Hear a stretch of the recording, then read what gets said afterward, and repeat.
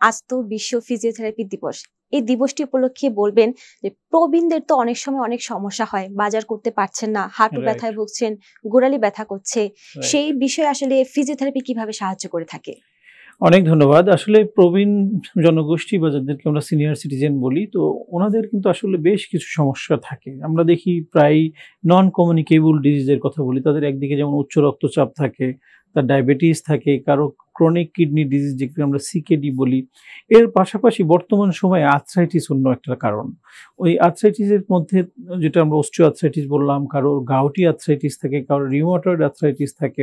তো এইগুলোর ফলে তার যেমন বিভিন্ন জয়েন্ট পেইন হয়, আপনি বলেন হাঁটুতে ব্যথা হয়, অ্যাঙ্কেল জয়েন্টে ব্যথা হয়, গোড়ালিতে অনেক সময় পাখির ঠোঁটের মতো হাড় বৃদ্ধি পায়, যেটাকে আমরা ক্যালকেনিয়াল স্পার বলি। এই ধরনের সমস্যা অনেকের থাকে। আবার গাউটি আর্থ্রাইটিসের কারণে অনেকের পায়ের পাতায় ব্যথা থাকে।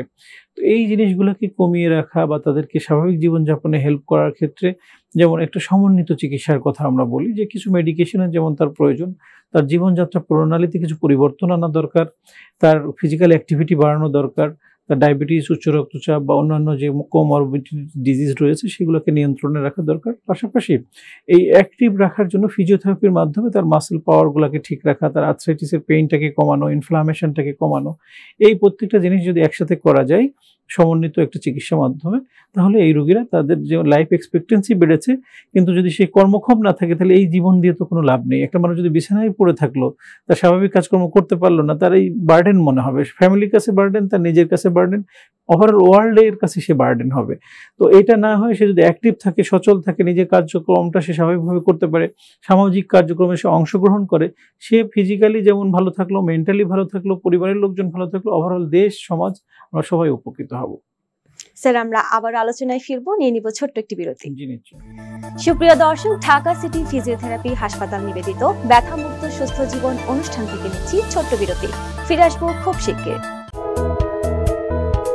ঢাকা সিটি ফিজিওথেরাপি হাসপাতাল, আধুনিক চিকিৎসা সেবার নিশ্চয়তা।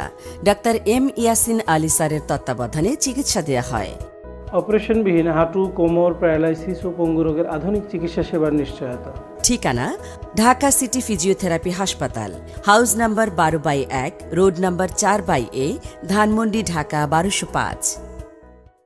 বিরতির পর আবারও ফিরে এলাম ঢাকা সিটি ফিজিওথেরাপি হাসপাতাল নিবেদিত ব্যথামুক্ত সুস্থ জীবন অনুষ্ঠানে। আজ আমাদের সঙ্গে রয়েছেন ডক্টর এম ইয়াসিন আলী।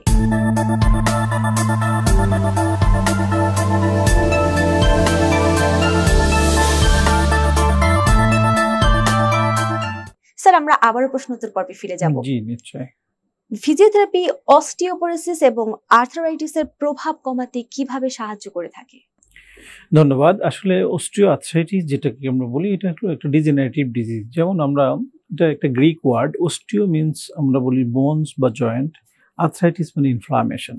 তো এই বোনস বা জয়েন্ট রিলেটেড যে ইনফ্লামেশন, সেটাকে আমরা অস্টিও আর্থ্রাইটিস বলি। এটা একটা বয়সজনিত রোগ, যেটা অ্যাবাভ 40 হলে আস্তে আস্তে যেমন আমাদের চুল পাকে, হাড়ের ক্ষয় হতে থাকে, ঠিক তেমনই প্রত্যেকটা জয়েন্টের ভিতরে একটা আর্টিকুলার কার্টিলেজ থাকে, সেখানে কিছু সাইনোভিয়াল ফ্লুইড থাকে এবং কিছু আর্টিকুলার সারফেস, যেটা দুই দিক থেকে যেগুলো দিয়ে এই জয়েন্টটা গঠিত, প্রত্যেকটা জিনিস আস্তে আস্তে একটু ইরোশন হয়, ক্ষয় হতে থাকে।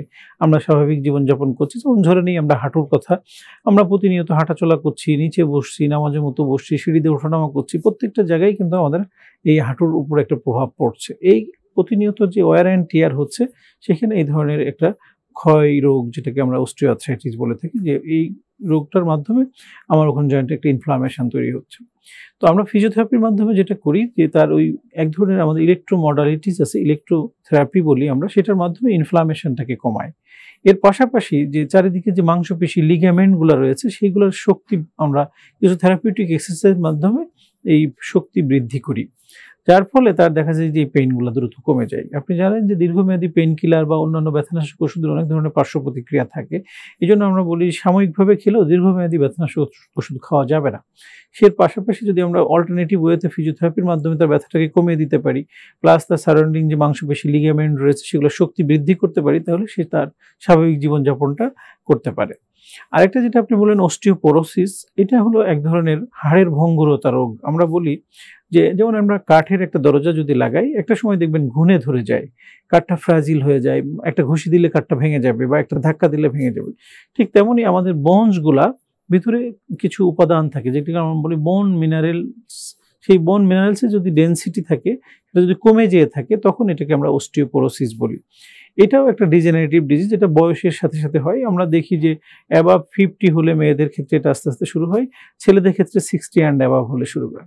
তো এখন আমরা বর্তমান সময়ে যে দেখতে পাচ্ছি যে অনেক আমাদের গড় আয়ু হলো 73 ইয়ার্স। সো ওই বয়সে যে যারা 70+ তাদের প্রত্যেকেরই বছরে একবার আমরা বলি BMD টেস্ট করা উচিত, বোন মিনারেল ডেনসিটি। সেটা যদি -2 অ্যান্ড অ্যাবাভ হয়, তখন সেটাকে আমরা অস্টিওপোরোসিস বলি। এই অস্টিওপোরোসিসটা অনেকগুলি কারণে হয়, তার মধ্যে অন্যতম যেটা, আমাদের যদি ফিজিক্যাল অ্যাক্টিভিটি কম হয়, আমরা যদি হাঁটাচলা কম করি, কাজকর্ম কম করি, শারীরিক কার্যক্রম কম করি, তাহলে ব্লাড সার্কুলেশনগুলো সঠিকভাবে হবে না, বোনসগুলো আস্তে আস্তে দুর্বল হয়ে যাবে। আমাদের যদি ক্যালসিয়াম, ভিটামিন ডির ঘাটতি থাকে, সেই কারণে এটা বেড়ে যেতে পারে। আমরা দেখতে পাই যে কিছু মেয়েদের কিছু ফ্যাক্টর রয়েছে, যেমন মেনোপোজাল পিরিয়ডে তাদের হাড়ের ক্ষয়টা বেশি হতে থাকে।